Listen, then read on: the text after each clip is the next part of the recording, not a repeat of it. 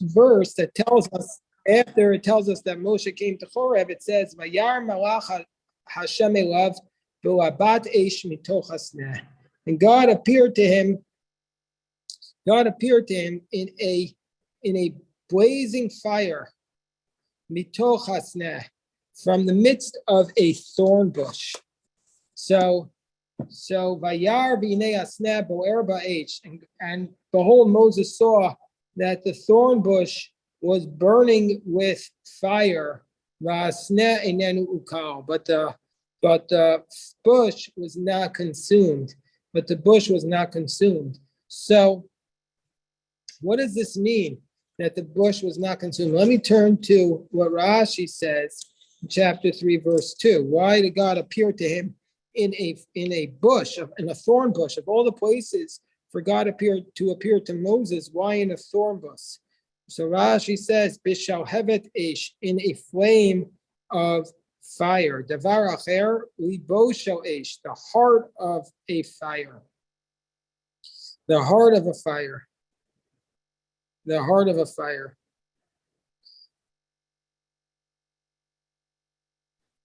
So, by the way, I should just point out, do you know how many names there are for Mount Sinai in the Torah? How many names do you think the Torah gives for Mount Sinai? So I know I'm interrupting myself. We've been talking about Sinai the whole time. I want to make sure that everybody knows this. First of all, the moment Moshe left Sinai, after the shofar sounded, the holiness of Sinai departed, but it's still a special place. The holiness departed in that we weren't prohibited from going up there, like we're prohibited from going to the Temple Mount until we sanctify ourselves, but it's still a very sacred spot.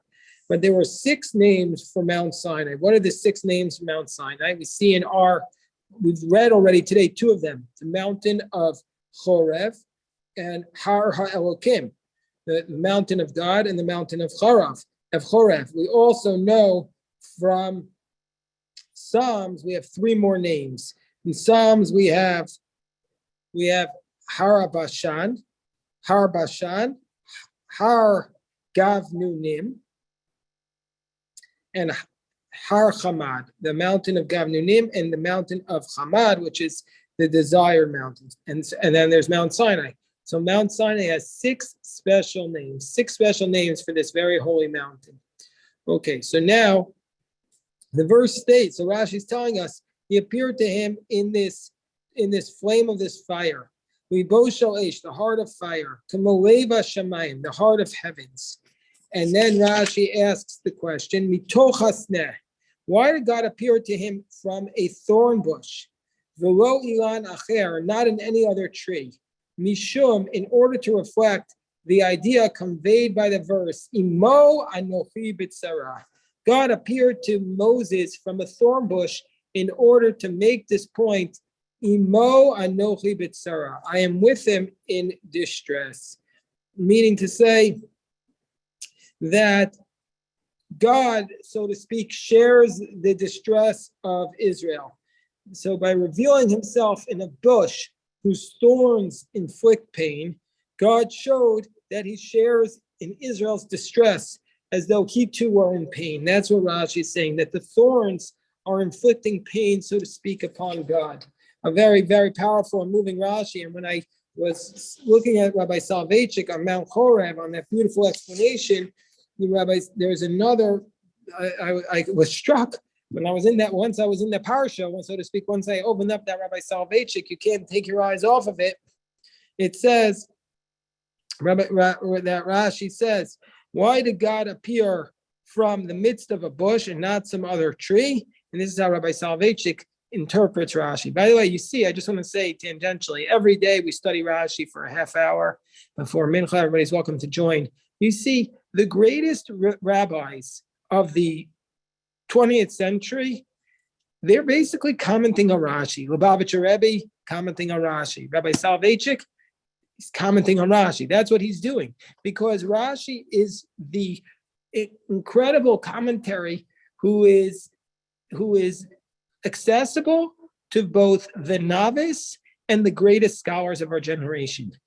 So I would say everybody on this call, there's not one person on this call who can't pick up Rashi and study it and try to understand it, and we'll relate to it.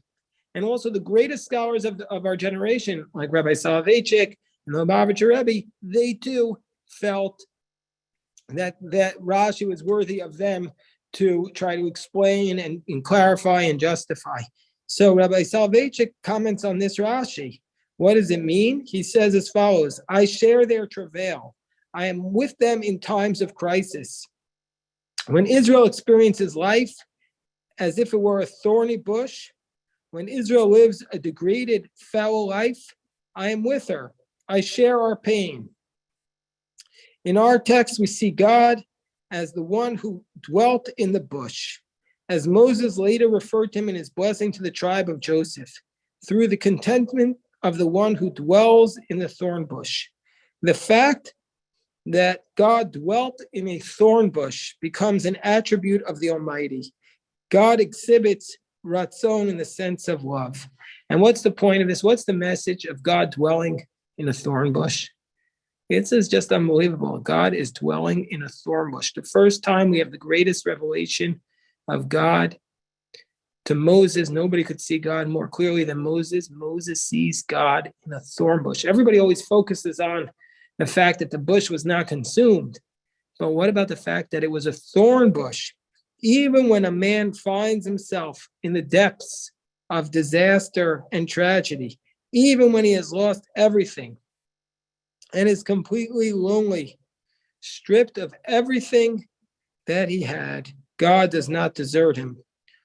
All individuals experience darkness at some point, finding themselves in the whirlwind of unexpected troubles. Then the Lord answered Job out of the whirlwind. God resides even in that whirlwind. When Job finally stopped inquiring as to the metaphysics of evil, the Lord gave Job twice as much as he had before. This is Yeshok Niseh. God lives in the thorn bush, meaning to say, even the darkest of days, the darkest of moments, if we stop questioning God, we will find God. And that's what Rabbi Soloveitchik is saying. God's presence is the Shekhinah, and it is with man not only during physical distress, but in spiritual distress as well. This is what he writes. Even when a person has been involved in sin, God never deserts him. He is in the thorn bush, even though it is coarse, even though it bears no fruit and has no beauty, even though all it can cause is pain. God is right there in the middle. In the middle of the thorn bush is God. Can you imagine? The Rabbi Soloveitchik can write this paragraph. We don't even think about that. We think God is only found, the most beautiful, the person who prays the best, the person who gives the most charity or spends their day feeding the homeless. Rabbi Soloveitchik is saying God is in the thorn bush. God is in the darkest places, but we have to open up our eyes and see it. And we have to see that Moshe says, it says there, that's where it appeared to him. Behold, he saw the burning bush, the bush that was burning. Okay, I see that there's a question, so let me just pause.